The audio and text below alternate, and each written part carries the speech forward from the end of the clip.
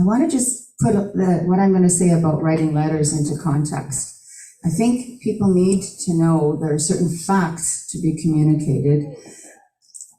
And for some years, I think we've ignored some of the signs of how serious the anti-Semitism is. Some of us have been trying to get this message out.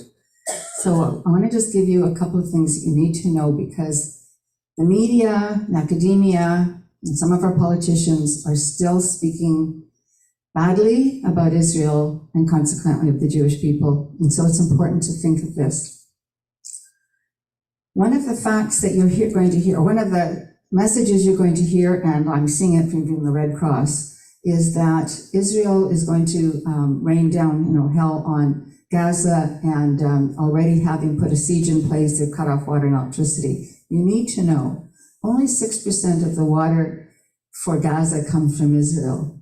They have aquifers, they have sources of water. Why are they not using them? Because Hamas has polluted it, and there's evidence that when the billions of dollars have gone into Gaza to build the infrastructure, lay ground pipes underground, Hamas has ripped them up and used them for weapons.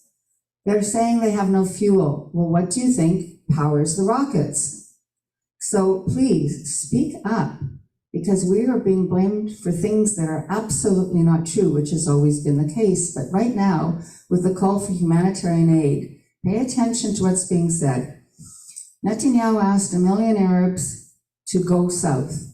Who's blocking them? Egypt. They are not being allowed to leave, number one, unless they've got certain papers, and number two, Hamas doesn't want them to leave and is saying they can't leave. But that's not the message that the media is carrying. So these are some of the things you need to know to quote. My daughter, who's doing an MBA this year, and I was explaining to me about correlation and causation last night. So I think it surprised you that I actually knew some of this.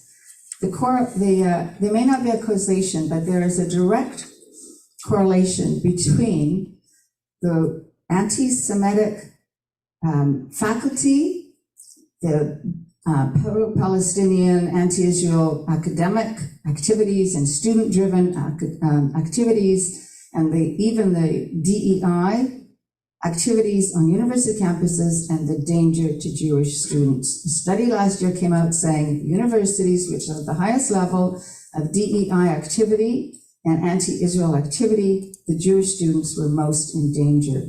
So I am suggesting that one of the places to write is to the university presidents. On Monday the 16th, there will be 2 protests. Presumably they'll go ahead. They'll have copies of the notice that York University, and I think the other one is McGill, but York for sure, there is a pro-Palestinian rally taking place. So write to the presidents as soon as you can post-Shabbat to ask that they stop this. There is no reason to allow what is a pro-Hamas rally. What CAF is going to do, that's the Canadian Anti-Semitism Education Foundation. Michael and I write all the letters, he produces all the legal stuff to make sure I don't get us into trouble, is write to the president of every single university in Canada and to bring to their attention that they're needing to take a moral stand to prohibit the pro-Hamas rallies on campus. CBC put out a message, some of you may be aware of it. The head of the Journalistic Standards Department published a statement already on the Saturday of the invasion by the monsters of Hamas that said they cannot call them terrorists. Most of you may have seen that in the media. And they cannot deny that there's an occupation that Israel left in 2005.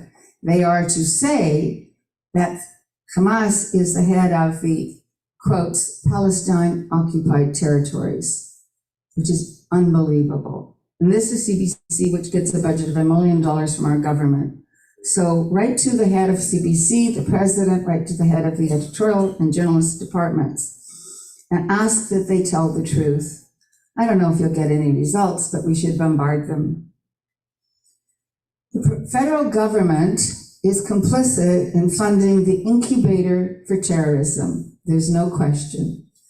If you're funding UNRWA, the United Nations Relief and Works Agency, you are funding the training of children to believe, number one, that Israel's illegal or doesn't even exist, because you won't find it on any maps in Palestinian Authority authorized schools. Instead, you will see only the land called Palestine, and the children are taught that they should kill a Jew and be rewarded in heaven. And they are rewarded. For every Jew that an Arab Palestinian kills, if they're lucky and get arrested and are in an Israeli jail where they will do well, they get a salary, and they get a salary for life, and they get cost of living increases. And there's a table I can show you of how much they get per murder. If they are killed, their family is rewarded. So right to the federal government, we have got to cease funding UNRWA. We were not funding it under the Harper government. It was restored and increased on 2 occasions in the last couple of years by the Liberal government. And whatever you think about politics, whatever your political persuasion, it doesn't matter. Now is the time to demand that the government cease funding UNRWA. These schools are breeding grounds. It's almost possible to feel bad for some of these terrorists because they don't know anything else. They've been fed it since they were born, that they should kill a Jew. CAF has also identified a couple of other places to write. Michael drafted an amazing letter to, is it the Halton Board? It's the Hamilton Board. Hamilton Board of Education. I'll just, Yeah, do you want to mention it? For 30 seconds. Then come to the mic, otherwise they won't hear you here or here. Sorry, just as a quick interruption on this. There is a school trustee, Hamilton Wentworth District School Board. Her name is Sabrina Dahab, D-A-H-A-B, and she has promoted a rally taking place in Hamilton tomorrow that is co-sponsored by an organization that has published Holocaust denial materials. I have it fully documented. We've sent a letter to the chairman of the Hamilton Wentworth District School Board, Don Danko, and we invite everyone who's interested to approach me, and I can give you the requisite information so you can also add your voice to this matter. And the letter has been posted on the CAF website, and I took the opportunity to send that same letter to the Minister of Education, Stephen Lecce. We have got to get our politicians aligned with us. They need to see what's going on. We've also drafted a letter to the Ontario NDP and the local NDP Hamilton Centre constituency. Some of you might be aware that a person really recently elected, I guess last November, to the provincial parliament, Sarah Jama, has stood by Hamas. She's posted really evil, terrible statements. She was asked by her leader, Marit Stiles, to take them down. She has not. And this is the first time in Canada our Premier has actually asked for a member of Parliament to resign. She has not. She wrote a very wimpy apology. She needs to go. So you could also consider writing to the NDP.